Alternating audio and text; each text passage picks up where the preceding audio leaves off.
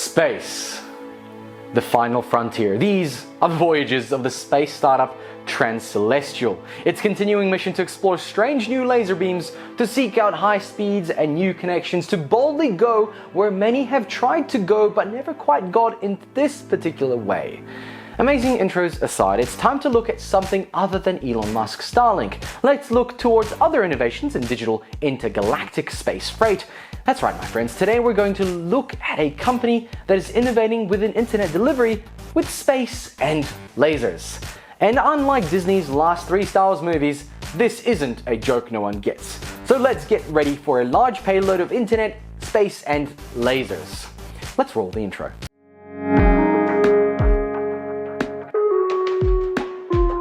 So who and what is Transcelestial?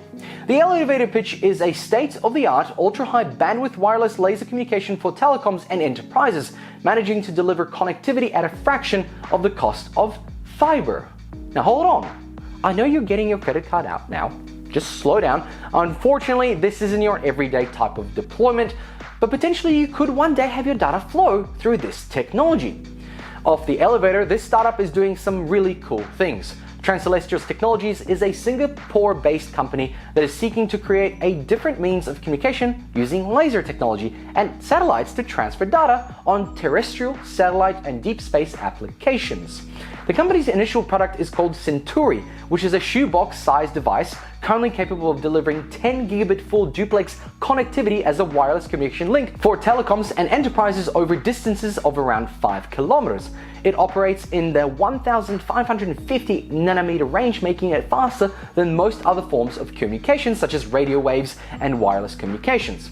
It's harmless to us as humans, 5G, and is defense grade when it comes to security. So Transcelestial also plans to launch a constellation mesh of nano satellites which will receive point-to-point information using laser technology, augmenting our world's reliance on subsea and intercity fiber optic backbones.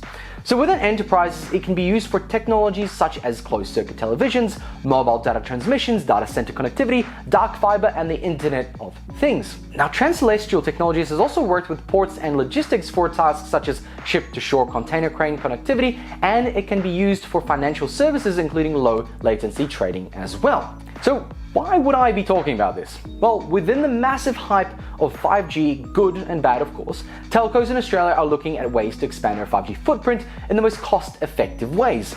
Part of it is now that the NBN is rolling out fiber to all. While it may take years, telcos need to get their 5G products to the market as quickly and as cost-effectively as possible to capture as much of the market first as possible. As you may be aware, you can't just deploy 5G towers willy-nilly, you have to get internet to the tower, then distribute the internet wirelessly to your brain. Copper ain't going to help, so a fiber uplink to the tower is a must. So to utilize a 5G tower to its max potential with a large number of users, you have to provide it with a pretty strong backbone. Earlier this year, Transcelestial raised over 10 million USD in a Series A funding round co-led by Wavemaker partners, EDBI, Airbus Ventures, and other funds associated with the Singapore government. They initially raised 2.5 million back in 2018, but they only popped up on the radar a few months ago. So why are these guys on the up and up? Well, let's look at the way the internet is being delivered to you.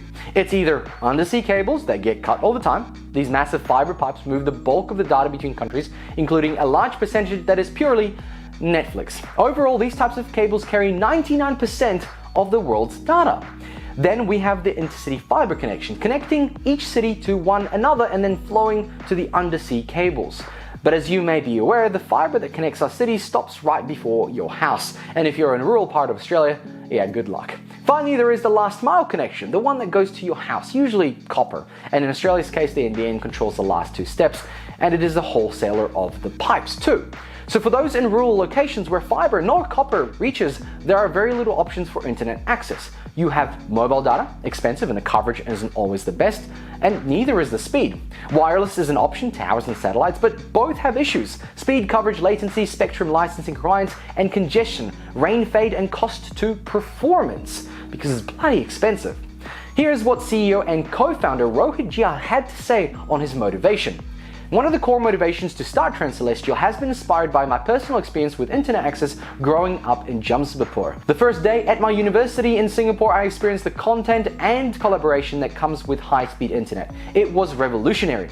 At Transcelestial, we want to offer such an opportunity, experience, and revelation upon everyone who wishes to push our civilization faster and further. The technology itself can be summarized as wireless fiber optics, which combines the speed of fiber optics with the flexibility of radio waves.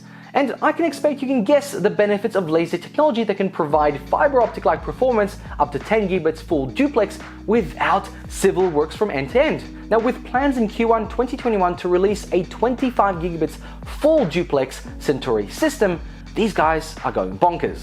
Then by 2024, they should be in space with multi-gigabit point-to-point laser-to-laser transfer across their LEO satellite network, enabling enormous pipes of data drop nearly anywhere on the planet at the speed of light. Because you know, lasers and light, same thing, very fast. Until then, ground-based connections are possible, covering ranges of around 5 kilometers with super high reliability. Now hold on, Pat, what about the drawbacks? Well, look, 5 kilometers distance is a drawback in itself. You know, we always want more.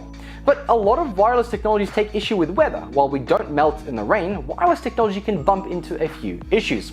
Well, luckily in this case, Centauri's reliability has already been tested in cyclonic conditions in Asia without experiencing a single dropped link. So far, I can't see any drawback, but time will tell. Also, smash the like button if you want Transcelestial to send me a pair of these Centauris to test. I doubt they will, for internet brownie points, but never underestimate the power of YouTube.